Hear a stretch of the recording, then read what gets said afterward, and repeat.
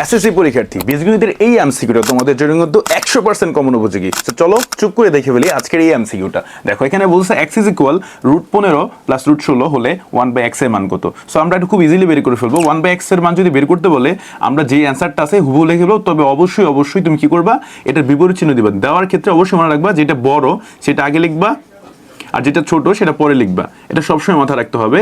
যখন আমরা এই ধরনের এমসিকিউগুলো করব, বড় সংখ্যাটা আগে লিখবো, ছোট সংখ্যা তারপরে লিখবো, এবং নিচে রুটের ভিতরে থাকা সংখ্যাটা আমরা বিয়োগ করে দিব।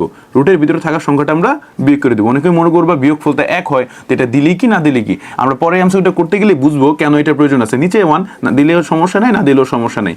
সো বিয়োগফল যদি 1 হয় নিচের বিয়োগটা না করলেও হবে। কিন্তু যদি এরকম হয় x = √5 + √3, তুমি 1/x এর মান বের করো, তাহলে সেক্ষেত্রে কি করবো বলো তো? তুমি কি করবা, উপরেরটা জাস্ট মাইনাস করে দিবা, করলা, যা লেখছো হুবহু লিখলা, নিচে আবার রুটের ভিতরে থাকা সংখ্যাটা বিয়োগ করতে হবে। দেখছো এবার কিন্তু বিয়োগফল আর 1 রয় নাই, এবার কিন্তু বিয়োগফল হচ্ছে 2।